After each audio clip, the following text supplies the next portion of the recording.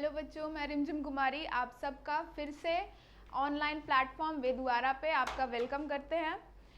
तो जैसा कि पिछले क्लास में हमने सेल के बारे में पढ़ा, ये क्लास ही हमारा सेल का चल रहा है, chapter 9 class 9 chapter 1 fundamental unit of life. हम लोगों ने धीरे धीरे अभी तक 3 से 4 क्लास किया है और सारे क्लास में सेल के अलग अलग सेल का अलग अलग नॉलेज लिया है।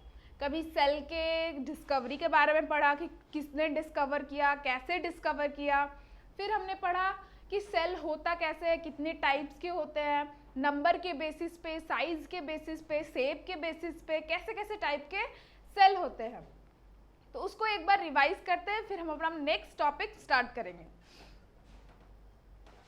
सबसे पहले हमने ओनियन बल्ब का एक्सपेरिमेंट देखा था कि जिसके जरिए आप सेल को ऑब्जर्व कर सकते हैं कि सेल एक्चुअल में दिखता कैसे है। हम लोगों ने बताया था मैटर एटम से बनता है, इसी तरह लिविंग ऑर्गेनिज्म सेल से बनता है।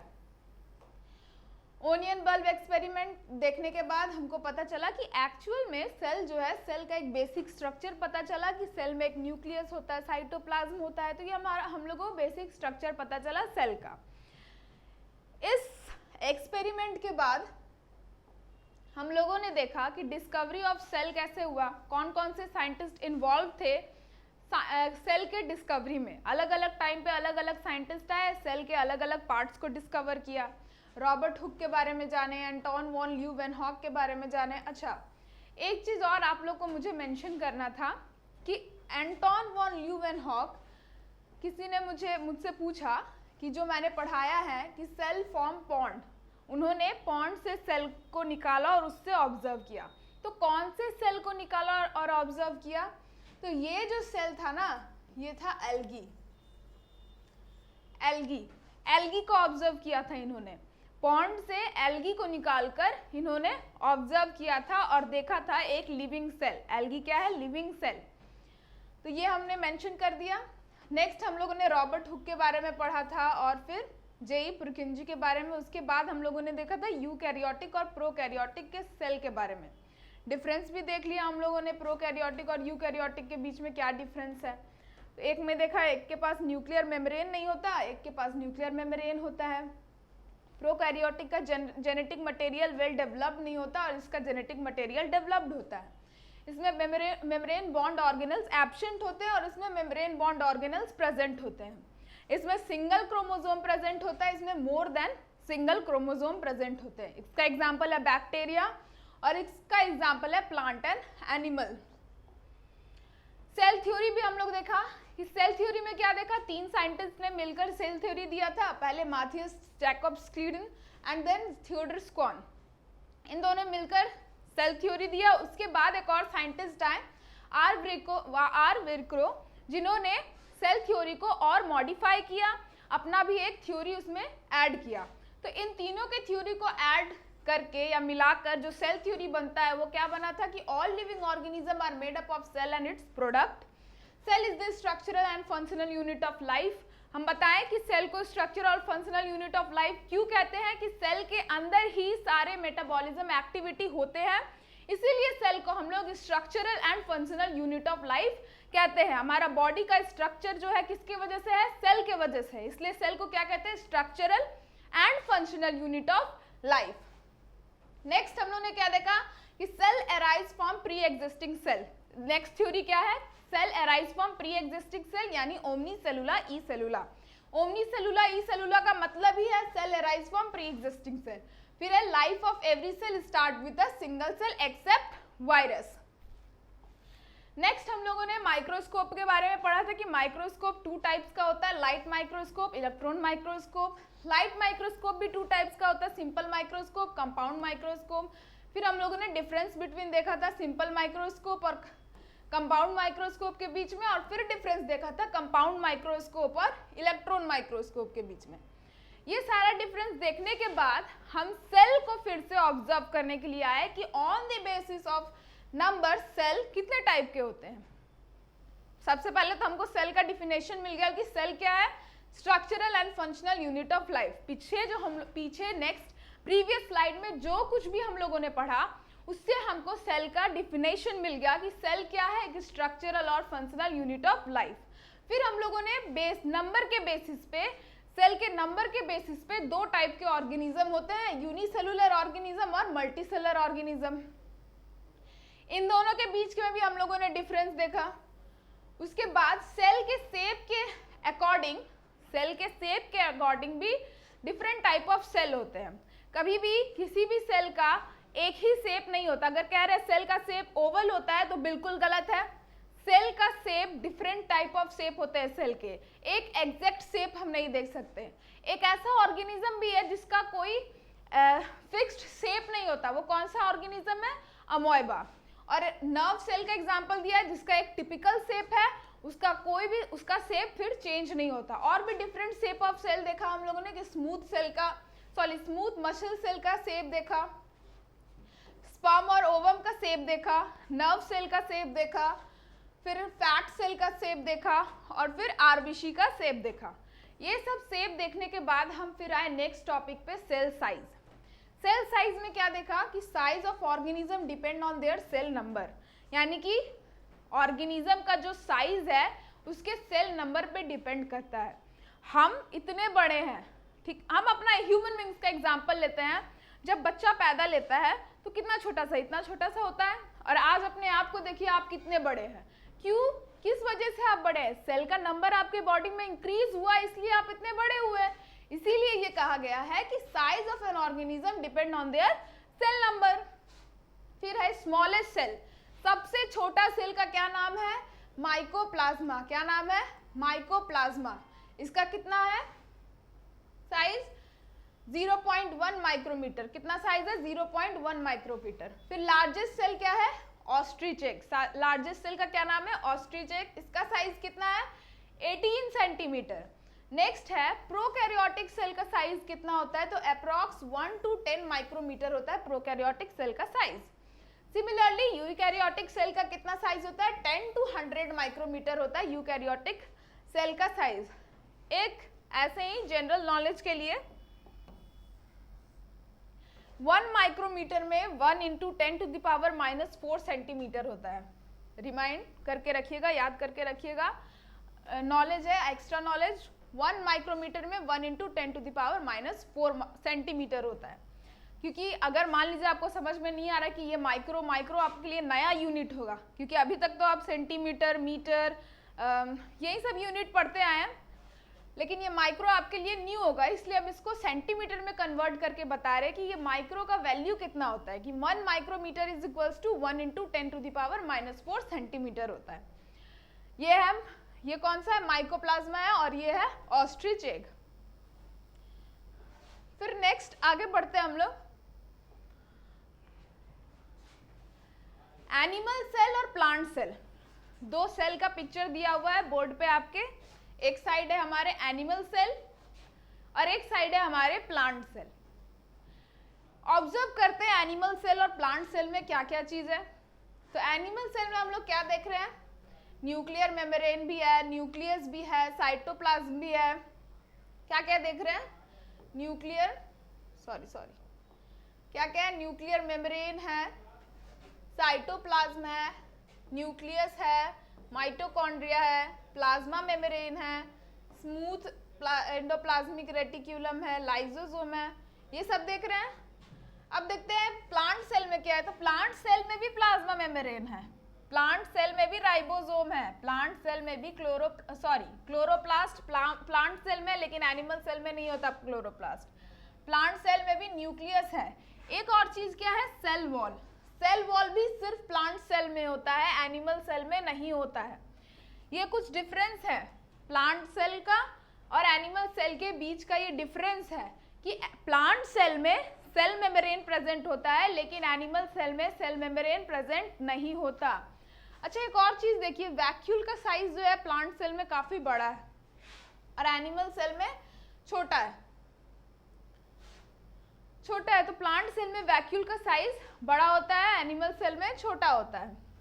और क्या देखिए, क्लोरोप्लास्ट जो होता है वो भी सिर्फ प्लांट सेल में प्रेजेंट होता है, एनिमल सेल में प्रेजेंट नहीं होता है। ये हम लोगों ने ऑब्जर्व किया। क्या ऑब्जर्व किया? प्लांट सेल और एनिमल सेल को ऑब्जर्व किया। अब इन्हीं के बेसिस पे हम बेसिक कंपोनेंट ऑफ सेल पढ़ेंगे। बेसिक कंपोनेंट ऑफ सेल मतलब दो सेल हम लोगों ने देखा, प्लांट सेल और एनिमल सेल। तो दोनों सेल में कॉमन चीज या मैक्सिमम जो हर सेल में प्रेजेंट होता है वो क्या था? एक था सेल मेम्ब्रेन,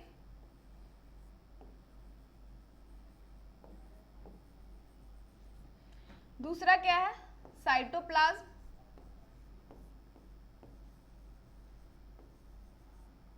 और तीसरा क्या है? न्यूक्लियस। तो बेसिकली हर सेल में अगर कोई भी सेल हम उठा के देखते हैं तो उसमें ये तीन चीज जरूर प्रेजेंट होगा। क्या क्या? सेल मेम्ब्रेन, साइटोप्लाज्म और न्यूक्लियस। सेल मेम्ब्रेन, साइटोप्लाज्म और न्यूक्लियस। आगे बढ़ते हैं। तो सेल मेम्ब्रेन क्या होता है? सेल मेम्ब्रेन, पहले हम लोग सेल मेम्ब्रेन के बारे में पढ़ेंगे, फिर न्यूक्लियस, फिर साइटोप्लाज्म, ऐसे करके सेल के सारे कंपोनेंट्स के बारे में पढ़ेंगे। पहले हम लोग पढ़ेंगे सेल मेम्ब्रेन के बारे में कि आखिर ये सेल मेम्ब्रेन क्या होता है। तो एक सेल लेते हैं, या फिर आप प्रीवियस स्लाइड में ही देखते हैं। इसमें सेल मेम्ब्रेन कहाँ पर है? अच्छा, एक चीज और याद रखिएगा कि सेल मेम्ब्रेन दिया हो या फिर प्लाज्मा मेम्ब्रेन दोनों सिमिलर चीज है, एक ही चीज है। सेल मेम्ब्रेन कहिए या प्लाज्मा मेम्ब्रेन कहिए, दोनों एक ही चीज है। हाँ, तो अब देखते हैं कि इसमें प्लाज्मा मेम्ब्रेन और या सेल मेम्ब्रेन कहाँ पर दिया है। तो यहाँ पर ये क्या है? आउटर लेयर को क्या बता रहा है? ये प्लाज्मा मेम्ब्रेन। सेल का जो आउटर लेयर है वो क्या है? प्लाज्मा मेम्ब्रेन है। प्लांट सेल में भी देखते हैं। प्लांट सेल में पहले सेल वॉल दिया है, उसके बाद प्लाज्मा मेम्ब्रेन। सेल वॉल देखिए, इस लेयर को कह रहे हैं हम लोग सेल वॉल, इस लेयर को कह रहे हैं सेल वॉल। और इसके अंदर जो लेयर है, इसके अंदर ये जो व्हाइट ये जो स्किन कलर का लेयर है, इसको कह रहे हैं प्लाज्मा मेम्ब्रेन। प्लांट सेल में जो सबसे आउटर मोस्ट लेयर होता है वो होता है सेल वॉल, उसके अंदर जो लेयर होता है उसको कहते हैं प्लाज्मा मेम्ब्रेन। तो क्या देखें, एनिमल सेल में आउटर मोस्ट लेयर क्या है? Plasma membrane. और प्लांट सेल में आउटर मोस्ट लेयर है सेल वॉल। फिर सेल वॉल के अंदर क्या प्रेजेंट होता है? Plasma membrane. तो इससे हमको क्या पता चलता है कि सेल मेम्ब्रेन जो है present in animal, plant and bacteria cell.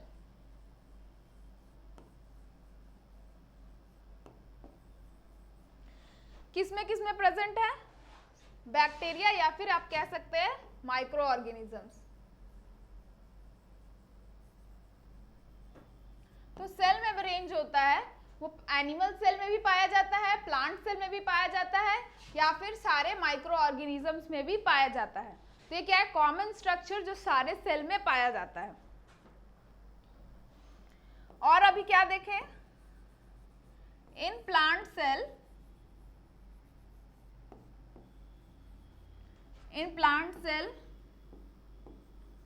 Cell membrane या फिर plasma membrane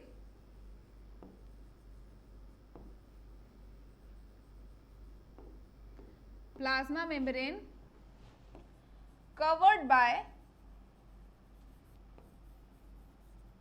one more layer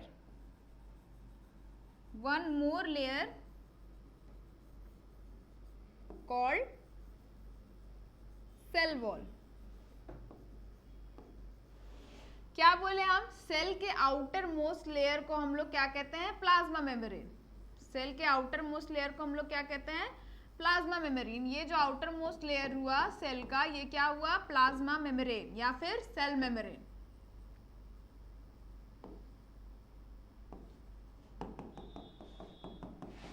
लेकिन प्लांट सेल में जो सेल मेम्ब्रेन होता है वो कवर्ड होता है एक और लेयर से। सेल मेम्ब्रेन या प्लाज्मा मेम्ब्रेन का एक लेयर तो होता ही है, उस लेयर के ऊपर एक और लेयर होता है प्लांट सेल में, जिसको कहते हैं हम लोग cell wall.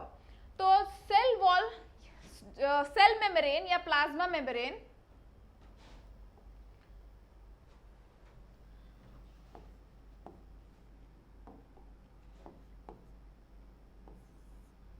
Plasma membrane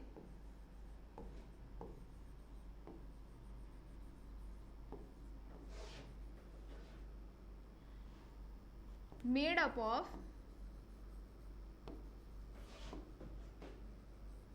organic material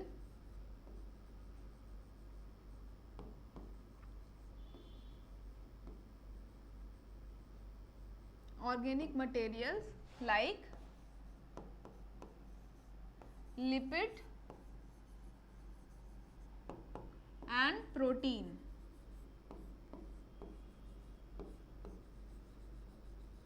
cell membrane जो होता है ऑर्गेनिक मटेरियल से बना होता है। कौन कौन से? तो लिपिड से और प्रोटीन से। कौन से दो ऑर्गेनिक मटेरियल से बना होता है? लिपिड से और प्रोटीन से। ठीक है, ये याद रखेंगे कि सेल मेम्ब्रेन जो होता है दो ऑर्गेनिक मटेरियल से बना होता है, लिपिड से और प्रोटीन से। एक और पॉइंट है प्लाज्मा मेम्ब्रेन का, क्या है? Plasma membrane is selective permeable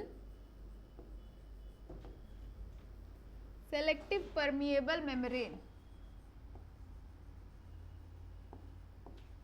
क्यों कहते हैं selective permeable? Because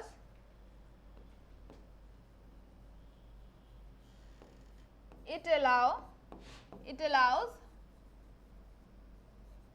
only selective materials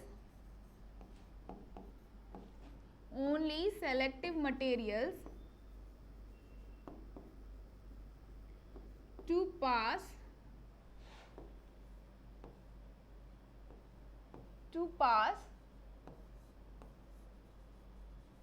through them। क्या देखें कि प्लाज्मा मेम्ब्रेन को जो है हम लोग सेलेक्टिव परमिएबल मेम्ब्रेन कहते हैं। क्यों कहते हैं सेलेक्टिव परमिएबल मेम्ब्रेन? क्योंकि ये सिर्फ सेलेक्टिव सब्सटेंस को ही अपने आगे, अपने आसपास, मतलब अपने अंदर या अपने बाहर पास करने के लिए परमिशन देता है। ठीक है, जैसे कि ये सेल मेम्ब्रेन है, सेल को अभी पानी का जरूरत है। ठीक है, अभी इसको जिस चीज का जरूरत है उसी चीज को प्लाज्मा मेम्ब्रेन क्या करेगा? इंटर करने देगा। ठीक है, अगर पानी का कॉन्सेंट्रेशन अंदर ज्यादा हो गया तो सेल मेम्ब्रेन, प्लाज्मा मेम्ब्रेन सिर्फ पानी को निकलने के लिए परमिशन देगा। सेलेक्टिव चीजों को, सेलेक्टिव गिने चुने चीजों को ही वो अंदर आने का परमिशन देता है या फिर बाहर जाने देता है। इसीलिए इसको क्या कहते हैं? Selective permeable membrane. तो सेल मेम्ब्रेन के बारे में हम लोग क्या क्या देखें? Present in animal, plant and bacteria cell या फिर माइक्रो ऑर्गेनिज्म। किसमें किसमें प्रेजेंट होता है? एनिमल में, एनिमल सेल में, प्लांट सेल में या फिर माइक्रो ऑर्गेनिज्म में। इन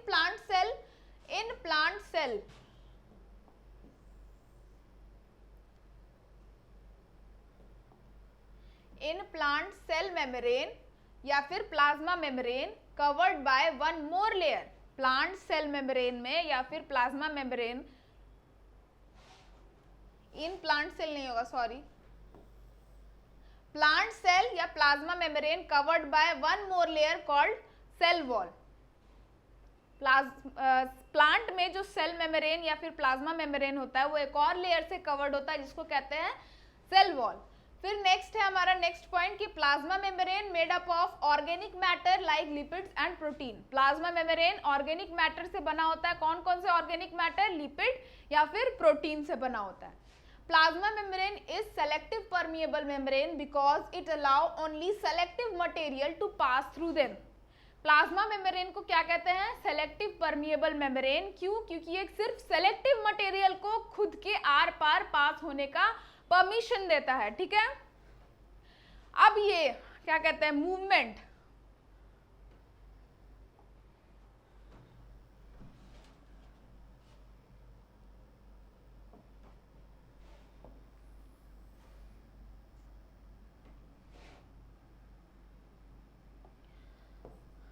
मूवमेंट ऑफ, सॉरी,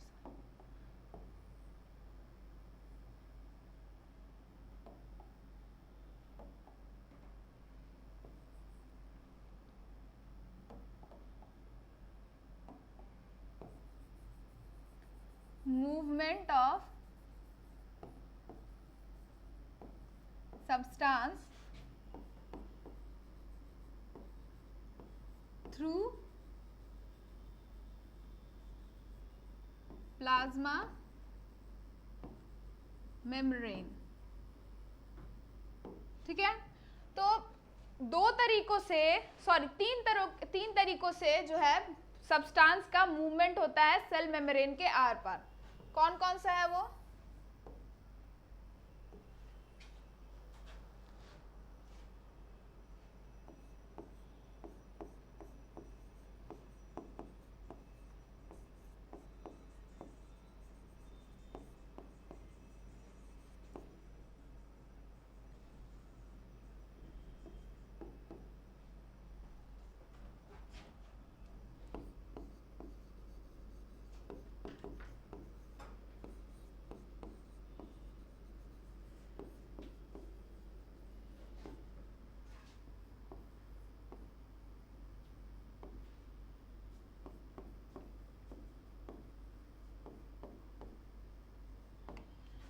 तो क्या देखें, तीन तरीकों से सब्सटेंस का मूवमेंट होता है प्लाज्मा मेम्ब्रेन में। तो पहला तरीका है एक्टिव ट्रांसपोर्ट, दूसरा है पैसिव ट्रांसपोर्ट और तीसरा है बल्क ट्रांसपोर्ट। तो तीन तरीकों से ट्रांसपोर्ट होता है या फिर मूवमेंट होता है सब्सटेंस का। पैसिव ट्रांसपोर्ट में दो टाइप के ट्रांसपोर्ट आते हैं, दो टाइप आता है पैसिव ट्रांसपोर्ट में। पहला है डिफ्यूजन और दूसरा है ऑस्मोसिस। ये दो तरीकों से होता है। एक्टिव में क्या होता है, एनर्जी का खपत होता है, एटीपी का यूज होता है किसी भी चीज को ट्रांसपोर्ट करने में। अगर कोई भी मॉलिक्यूल प्लाज्मा मेम्ब्रेन से पास हो रहा है, ट्रांसपोर्ट हो रहा है, तो उसमें क्या हमारा खपत हो रहा है, एनर्जी वेस्ट हो रहा है या फिर एनर्जी लग रहा है उसमें। अगर किसी चीज के मूवमेंट में एनर्जी ना लगे तो उसको कहते हैं पैसिव ट्रांसपोर्ट। अगर उसमें एनर्जी यूटिलाइज नहीं हो रहा है तो उसको क्या कहेंगे, पैसिव ट्रांसपोर्ट। तो पैसिव ट्रांसपोर्ट को टू टाइप्स में बांटा गया, डिफ्यूजन या ऑस्मोसिस। इसमें कोई एनर्जी, कोई एटीपी नहीं लगता। तीसरा है बल्क ट्रांसपोर्ट, किसी चीज का ट्रांसपोर्ट, भारी चीज जिसका ट्रांसपोर्ट, उसको कहते हैं बल्क ट्रांसपोर्ट। अब अगले क्लास में इस चीज को हम लोग डिटेल में पढ़ेंगे कि पैसिव ट्रांसपोर्ट क्या होता है, इसके टाइप्स क्या होते हैं, एक्टिव ट्रांसपोर्ट क्या होता है और बल्क ट्रांसपोर्ट क्या होता है। तो आज के लिए बस इतना ही रहने देते हैं। थैंक यू सो मच हमारा सेशन ज्वाइन करने के लिए।